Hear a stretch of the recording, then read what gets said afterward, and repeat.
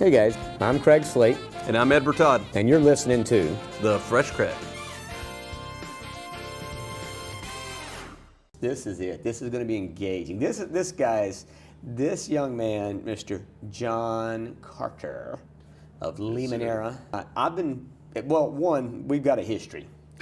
We've got a history of all sorts, right? I mean, so much stuff that we've done together in the past. But God, I don't know. Yeah, but I have been super excited. For 2 years. You're going to keep us hanging? He's been on the list for a long time. I forgot you couldn't make Viva, so we had to have a replacement in. Family stuff going on. Yeah, John decided to get COVID at one time and couldn't make the trip, and it's like...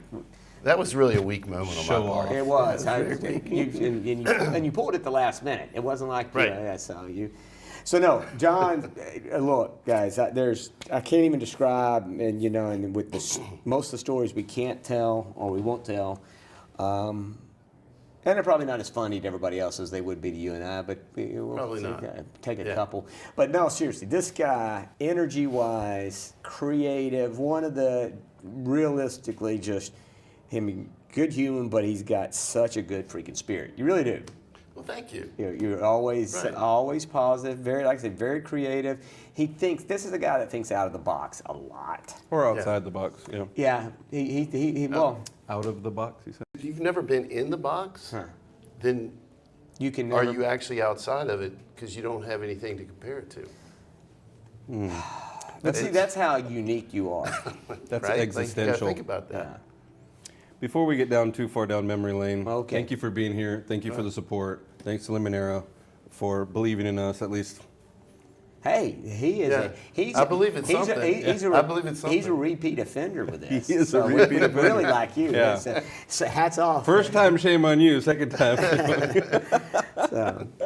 But no, really do appreciate it. Like I say, and like I said, in all sincerity, I have been looking forward to the chance to get on here and. Again, I got to tell. So John and I. So everybody saw Todd earlier, right? Yes. So Todd, me, and John, we were all on that same introductory trip. We were part of that class. Yeah, we were part of that group. First trip to Honduras. But John and I actually went to work for Chiquita close to the same time frame. Well, okay. Within 2 weeks. Was it only 2 weeks? It was 2 weeks. And if you want to know what 2 weeks means for the rest of your life for that 1 year, right? Like second-class citizen. Oh my gosh. He's there. You're 2 weeks in front of me.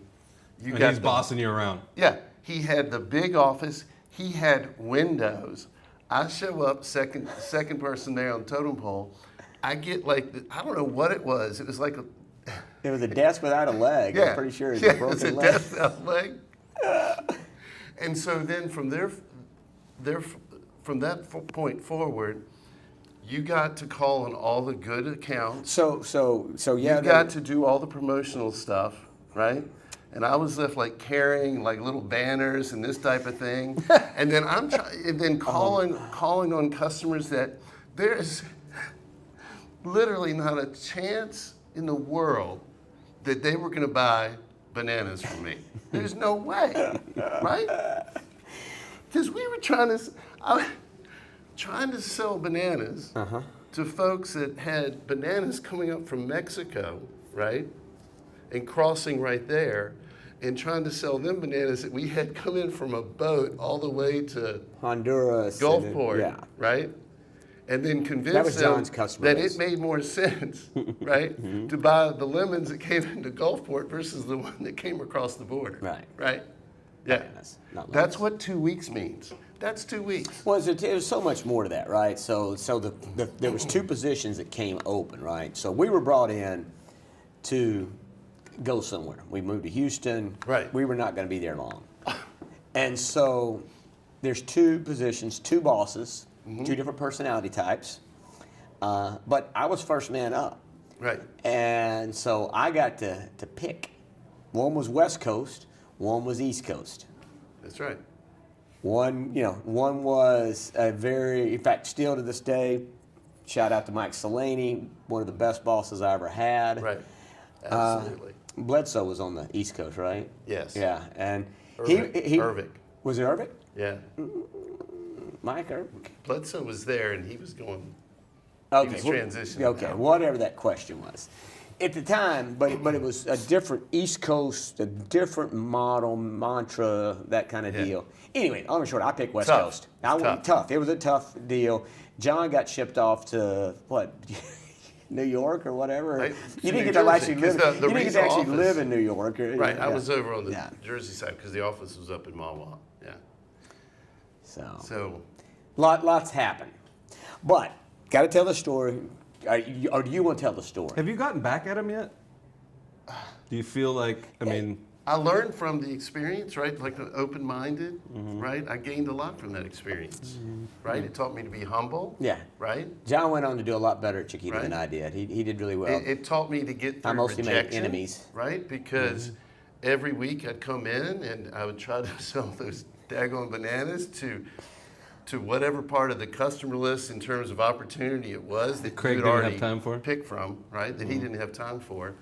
And I heard no. I heard no every week. I bet 20 times I heard no for 30 weeks.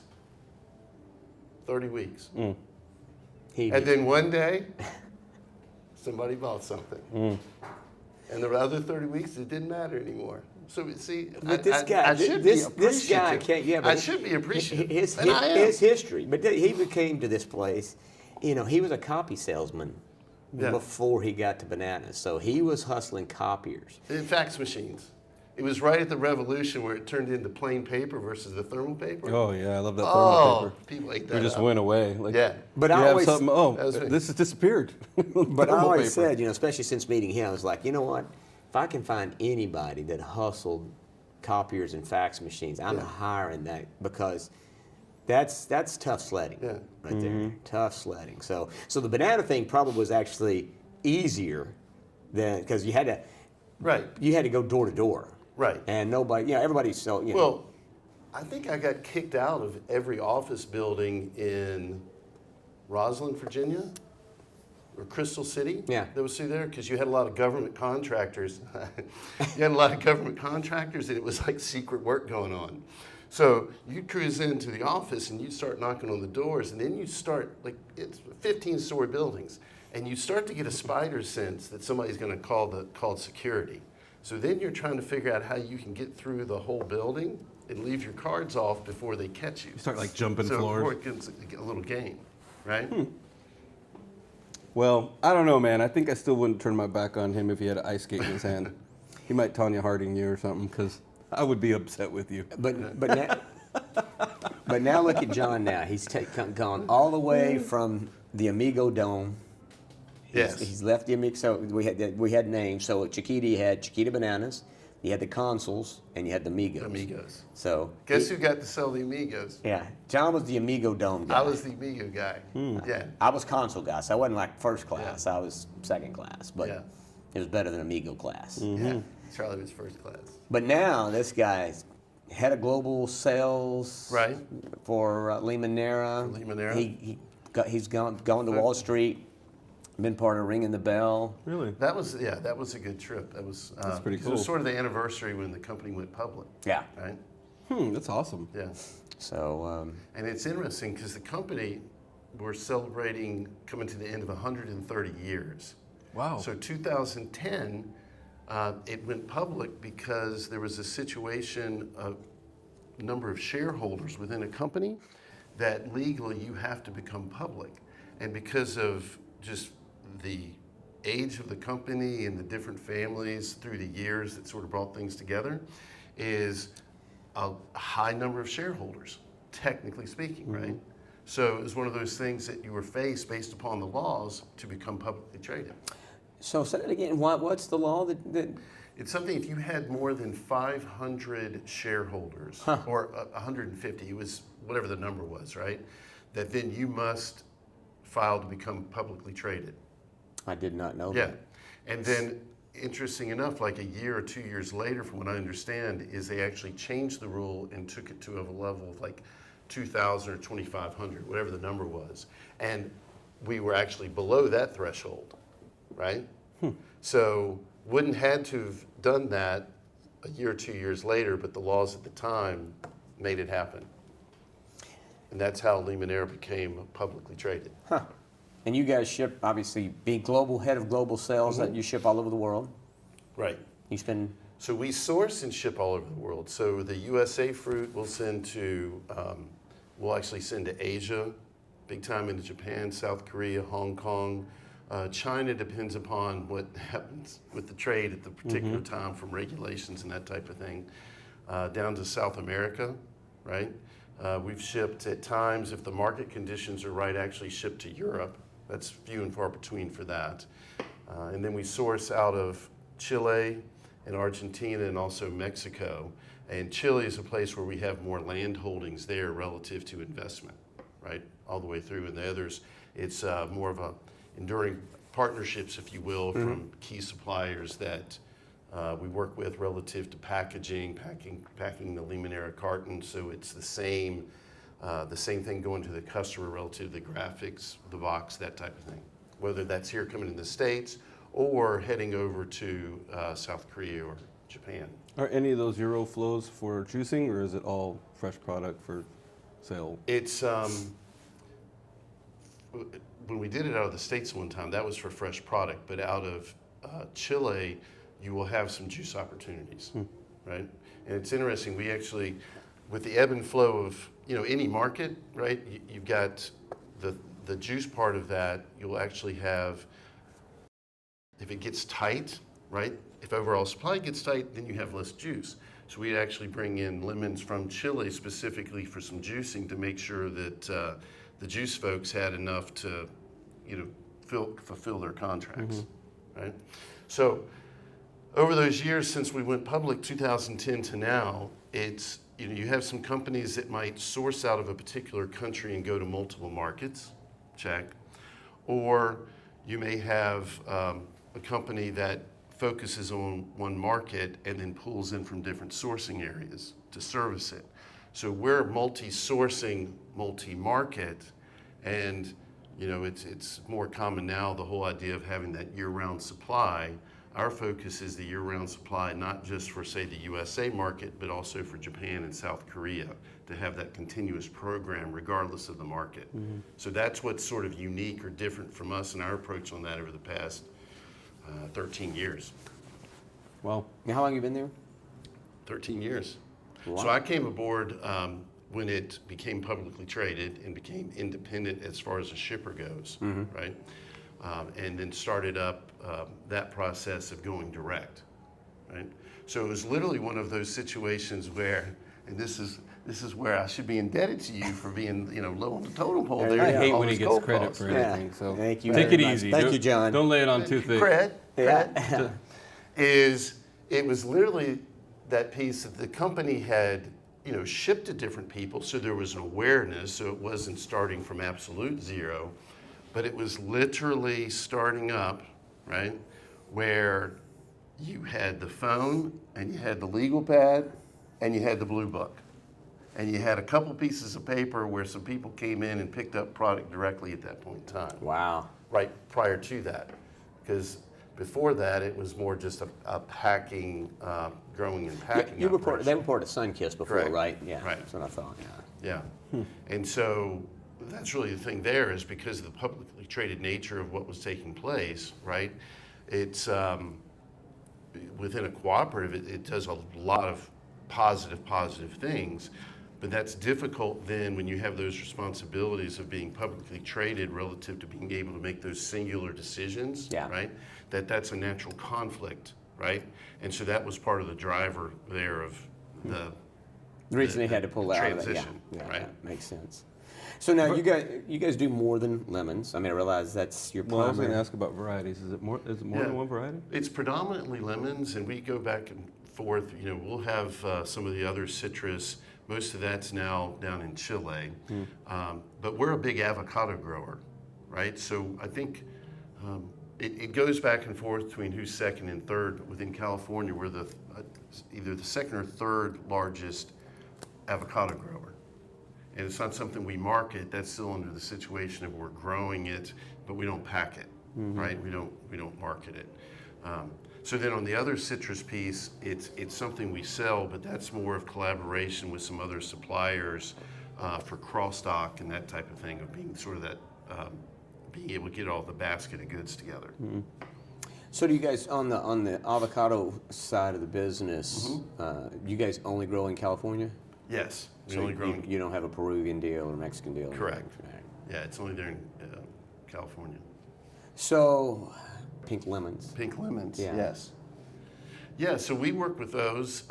It's a tricky item, right? This is one of the things that you learn is when you get into the specialty items, right? Making sure you have that supply and demand right? And so that item has become more of a niche item, right? And it gets into the merchandising space and all of those types of things when you get out there. And if we could all be as lucky as our Apple friends, right?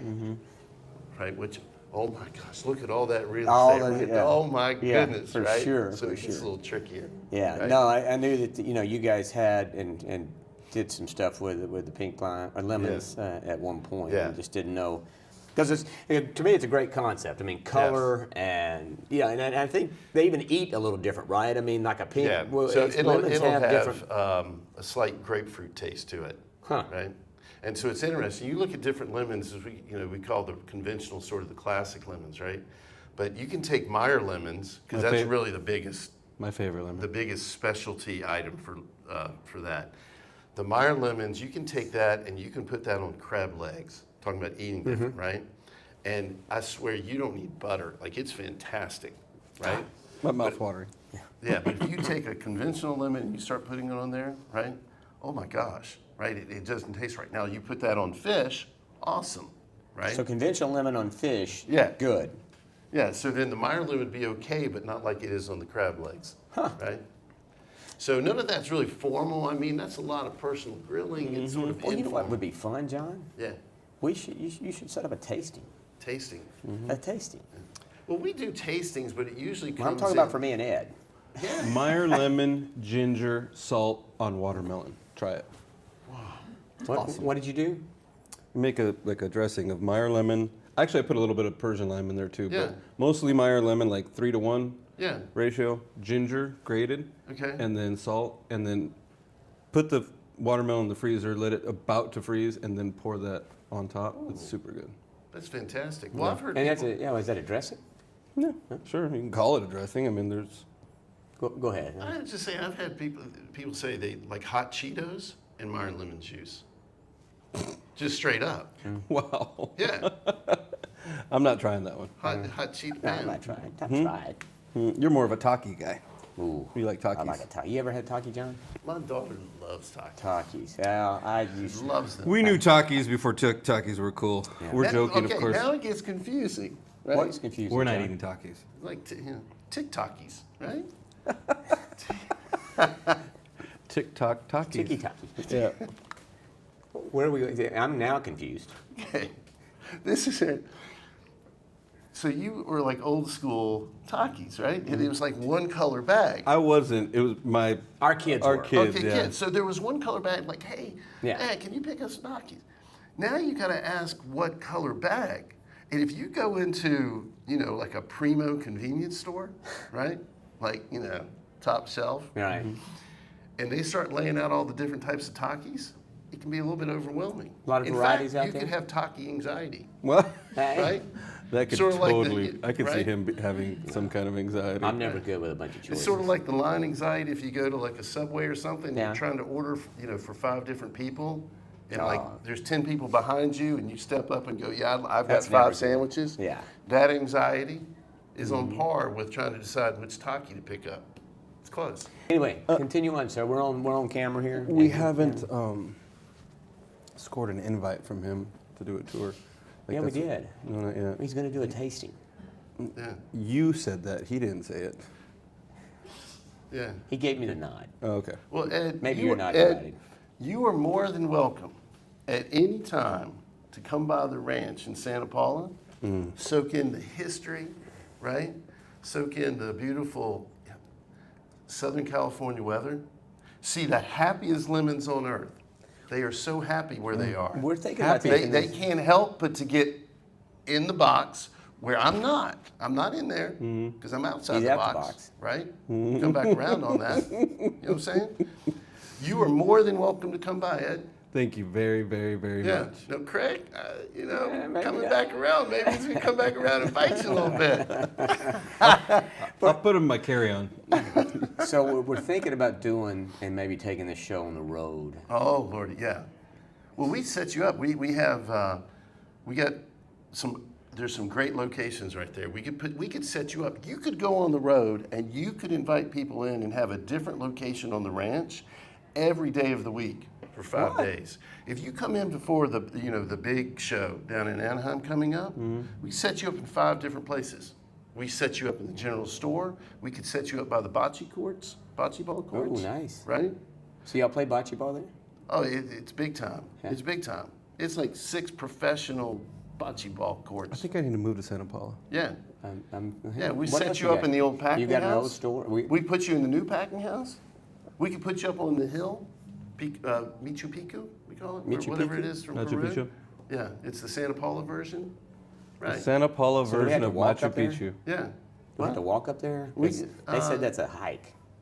Yeah, it's a hike, Yeah. but you could do it. You think I can make Yeah. that? Ed and I, then you get started, and Ed and I could drive on up. Oh, hell, John. So, Look, we're gonna have to.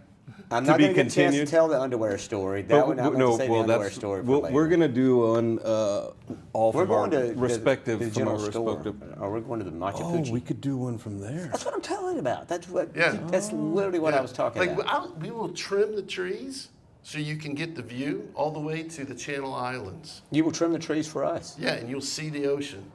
At the Right there. This is record gonna be the great. podcast under. Yeah. He's laying it on thick. Yeah. So, well, yeah. I mean, and Steve, Gill's not. The lemons are happy. The avocados are happy. You guys will be Man, happy. it's a whole. We could hit Oxnard. Yeah. Hit John's place. Yes. Wow. It's a lot. Road trip. Road trip. Yeah. So, Awesome. yeah. Okay. Johnny boy, how do you say? Thank you for being here. Thank you for the support. Thank Okay, you you're for welcome, gentlemen. just reaffirming how I shouldn't, totally turn my back on this guy because who knows what he'd, Yeah, that's good. you know. Just follow your gut. Follow your instinct. Yeah. Be all right. No, turn it. Don't you turn that back, baby. Love you, John. All right, brother. Thank you very much. All right. And guys, unfortunately, we got to wrap it up. We've got. You do know we could go for 3 more hours. We could. We You and totally I could could. just keep going. Yeah. But me and you probably will. Yeah. You could drive a car with your feet too, but I don't recommend it.